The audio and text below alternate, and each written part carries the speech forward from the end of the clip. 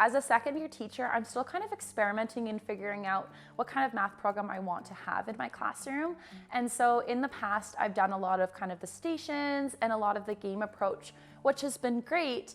But this year I knew that I really want to take a more kind of direct focus and try out the number talks. And so I did a professional development course on it in the summertime, and I loved hearing it. It sounded amazing. It was just rooted in so much context, and I felt that it was really open-ended and that all the learners would be able to kind of share in. And so my goal this year was to give a couple number talks a try, and we started off really basic, just putting dot cards on the board and just hearing what my mathematicians had to say. What do you notice? What connections can you make? And I found that it was really accessible to all my learners. And from that, we just kind of kept building on it and growing on it. We practiced the hand signals, so we always do the thinking, and then I have an idea, and then we also have more than one strategy as well. And we love using our agree, and so it's just, instead of just having hands up and having other kids kind of go, oh, that person has their hand up, I can stop my thinking, it just keeps the thinking going. And I'm always looking for, well, how did you do it? What order did you visualize that in? And just kind of picking apart the exact processes that their brain went through. And they love making connections and agreeing with each other. And we always spend probably about 10 to 15 minutes on one or two questions and just really go deep with those questions. And the thinking and the things you learn about your students through that has been unbelievable, and more than any worksheet or game or anything I think could show me. So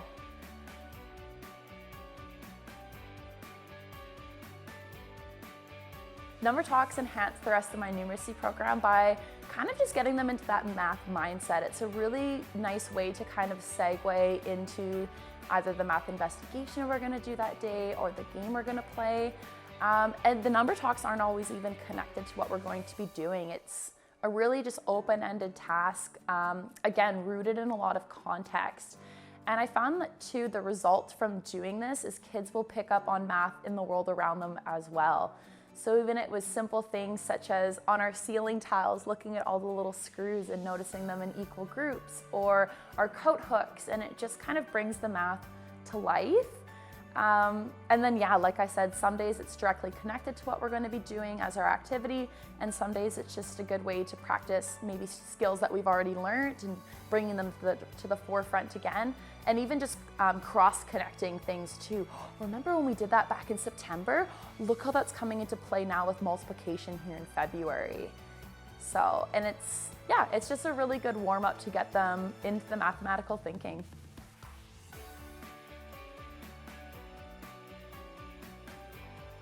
I love Number Talks the most because all of my learners, no matter where they're at in their learning, can contribute. They have something that they can say. So a big focus in our Number Talks is looking for the patterns that we see in numbers and building on that number sense consistently. And by the way that we organize the thinking, whether it be in charts or with number lines or in pictures, even my most emergent learners who have a lot of work ahead of them still have something to say. I always ask, what do you notice? And it's amazing the things that they can pull apart and the relationships that they can make between numbers. And there's been times where I'm like, oh, I didn't even notice that. Like, you've stretched my thinking. And they have smiles on their faces because they feel that success. And it's never just only a couple of them know, or he always knows the answer, I can't even try it. No, I have something to say, and if it's not exactly maybe what we're looking for, or it's not right, then that learner still feels that satisfaction in going, I put something into this, and my friend is now building on this to help me move my thinking forward. A lot of it just takes the onus off of me, and they help each other, and they build on each other's thinking. And it's just amazing to see how they can help each other and just the growth mindset that they exhibit as well.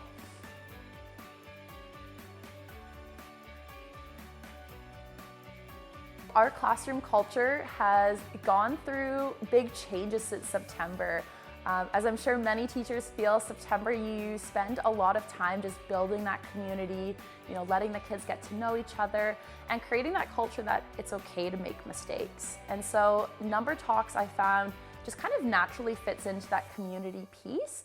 And the first couple of weeks we did it, it was a big adjustment for them to remember the hand signals and that we're not yelling out and putting our hands up, and just kind of calming ourselves and thinking about math in different ways. That I might know the answer this way, but how could I check that? How could I look at this another way?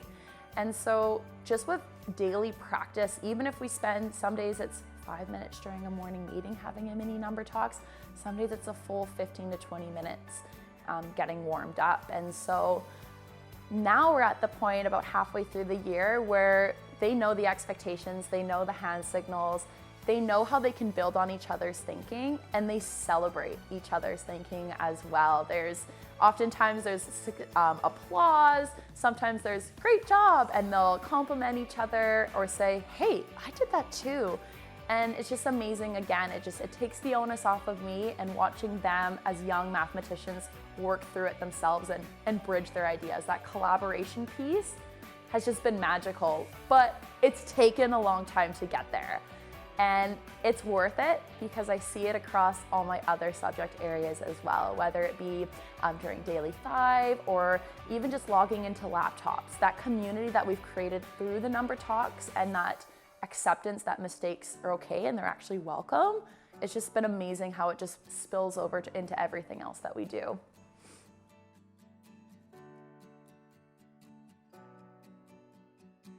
Today's number talk with the ratio table using the cars and the tires. So this is a relatively new kind of structure that we've been using with multiplication. So we've been really kind of focusing it on doubles and how we can use the information that we've already discovered from the table to help us with the next, to keep adding and building to that table. And so today went really well because the kids were able to use the strategies that we've practiced this week, which are really fresh, like looking for those doubles on either side of the table. But they were also able to connect it back to learning that we've previously done with repeated addition and turning that repeated addition into a simple equation for it being more efficient. And again, even my most emergent learner, and she has worked so hard this term, and we went from September to this, not even wanting to look at the math, to now every time her hand is up, she has something that she can say. Even if it's just noticing, I see a 2 there and a 2 right there.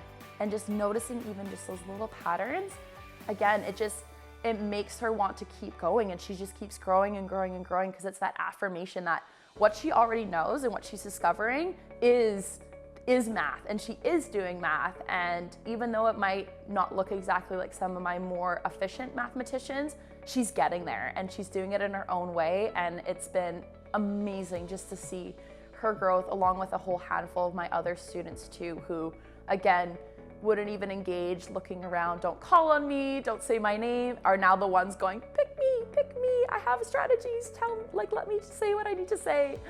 And so amazing. And again, that confidence has spilled over into other subject areas too. Just that belief in themselves that even if I make one little comment about something I notice, it matters and it contributes to the group.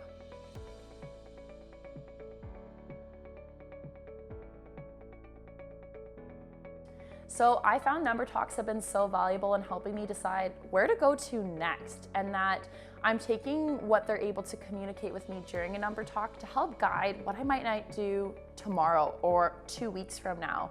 And it really informs my teaching because I'm not only just looking at what they're able to show me on paper or through their posters, but from what they're also orally able to tell me as well. And so the knowledge that I've learned today, I know that they know their doubles now, and they know that that can be a really good strategy. And so my next steps would be, well, what do you do when the table isn't doubling and you don't see that pattern? What would you do in that moment? And it was very evident during our investigation today that when the students ran into that they weren't quite sure what to do. And they, with some kind of help along and offering my own puzzlement as well, some of them were able to get there. But next day, I'm definitely gonna focus on, well, what do you do when that double strategy doesn't work? What else could we do? What do we know about these numbers? and using that, and then moving forward even further is, you know, considering what are the other relationships we can make with multiplication, well, we can connect it to division, and how will that naturally start giving way to division. And again, it's all about seeing those relationships. Math is so interconnected, and even for my own brain, it's just been so fascinating to see these things in my own growth in math. I feel like a mathematician now at 24 years old. I'm like, okay, I can do this. I am a mathematician, and I want that to happen with my students right now, and I think it is happening for them.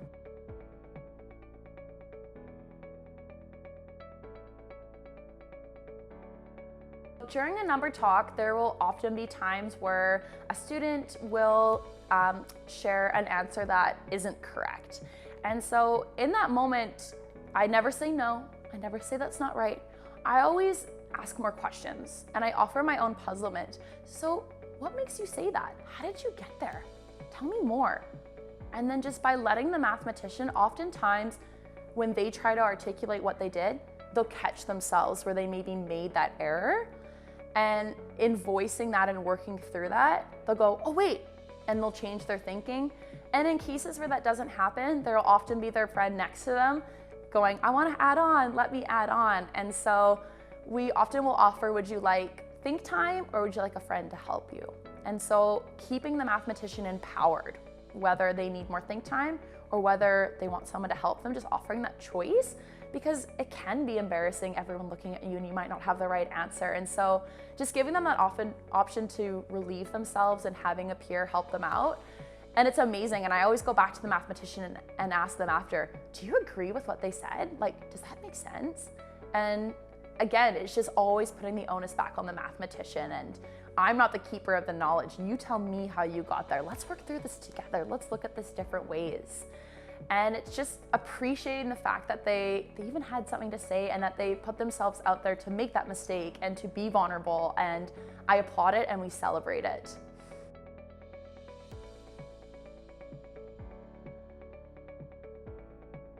So in my own professional journey with math, I am definitely going to keep moving forward with the number talk structure.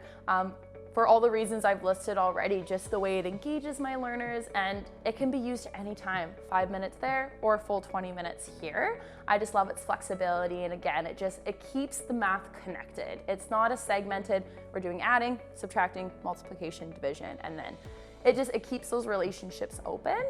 And so in terms of, in addition to my number talks, I've been using the math investigations this year as a really kind of open-ended collaborative math program. And now that my students have kind of a really good grasp on the multiplication concepts, I would definitely look forward to kind of the next steps with our math investigations. And luckily, I have access to a lot of these resources through my school library as well, and a lot of other teachers I've talked to that have actually engaged in these investigations. And so I reach out to them too and say, you know, what did you like about this investigation? What advice would you give me? Because their experiences have really enhanced even my own experience too, what they have learned and what they would do different, and how I could apply that even for myself as well. And I think just even at the end of the year, just finding a way to celebrate all these math investigations that we've done, and maybe even going out and creating our own math investigations for maybe other students to try or for each other to try. And it lends itself so nicely to the next thing consistently. And again, the math investigations just being so rooted in context, so amazing for the kids. You know, I was at the grocery store this weekend and I noticed it was measured by pounds, just like the turkey we did this week. And I think for me, both as a learner and as a teacher, that's what I want. I want them to see math in the real world. I want them to know that this is valuable, and we're not just doing it in case you become an electrician or in case you do this. It's real life math, and we can do it and we can see it everywhere.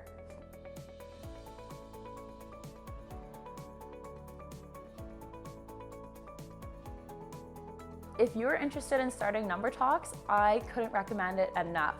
I didn't feel comfortable myself with number talks at first. I grew up with a math program that was very just worksheet centered, algorithm based, and that was kind of the only way that you were able to see numbers and work with numbers. And so it's been a learning curve for myself to even stretch my own thinking and look at these numbers in new ways. And so I would say just give it a try. Just one day, just decide, okay, I'm gonna take 10 minutes today, I'm gonna put some numbers up on the board and ask the kids, what do you notice? And start small. And it'll take time to get your mathematicians to kind of think and articulate what they're seeing as well. And it will take practice for you too. And I think it's just putting yourself out there and role modeling. It's okay to make an error. It's okay to take that risk and just share what you know, share what you see.